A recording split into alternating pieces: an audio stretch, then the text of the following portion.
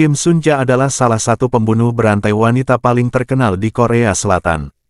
Dia juga merupakan salah satu dari sedikit orang yang menerima hukuman mati sebelum negara itu menghapus hukuman mati de facto selama masa kepresidenan Kim Dae-jung. Berprofesi sebagai ibu rumah tangga, Kim Sun-ja menjadi salah satu penjahat paling berbahaya di Korea Selatan.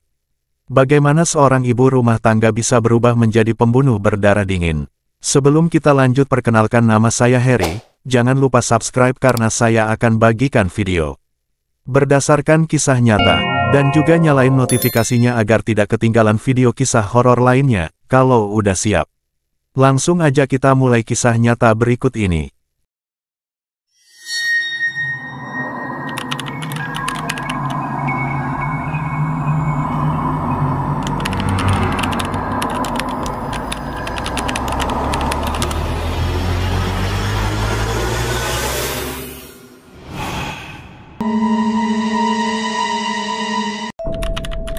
Lahir pada tahun 1939, Kim Sun-ja menjalani kehidupan sederhana sebagai istri dan ibu dari 3 anak.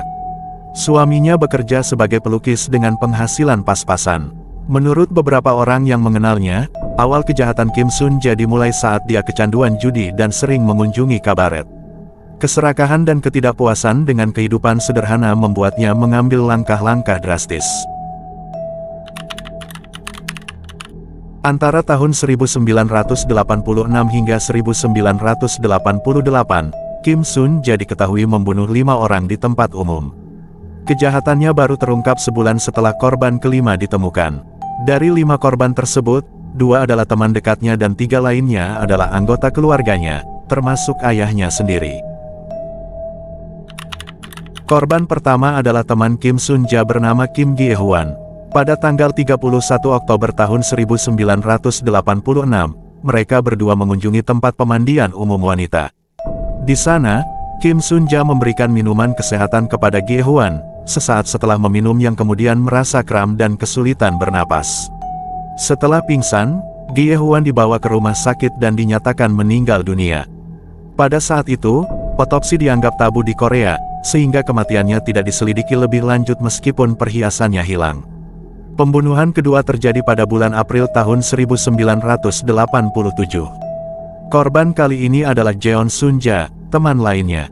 Sama seperti sebelumnya, Kim Sun-ja memberikan minuman kepada Sun-ja saat berada di dalam bis. Sun-ja pingsan dan kemudian meninggal dunia. Pada tanggal 27 Maret tahun 1988, Kim Sun-ja menemani ayahnya yang berusia 73 tahun dalam perjalanan bis antar kota. Di bis, dia memberikan minuman yang langsung membuat sang ayah pingsan. Ayahnya meninggal dunia di rumah sakit, dan Sun-ja segera meminta kremasi tanpa penyelidikan lebih lanjut. Korban keempat adalah adik perempuannya sendiri. Sun-ja memberikan minuman beracun di dalam bis, yang membuat sang adik pingsan dan meninggal dunia. Setelah itu, Sun-ja melarikan diri dengan tas dan perhiasan sang adik. Korban terakhir adalah sepupunya, San Si-won, yang ditemui Sun-ja pada tanggal 8 Agustus tahun 1988.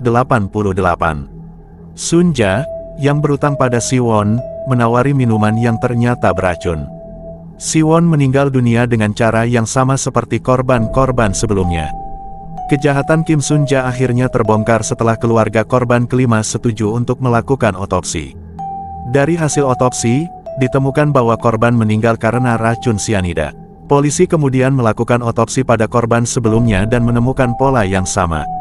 Penemuan racun sianida. Saat penggeledahan di rumah Kim Sun-ja, polisi menemukan perhiasan dan uang tunai yang dicuri dari para korban. Seorang polisi juga menemukan sianida yang disembunyikan di belakang toilet rumahnya.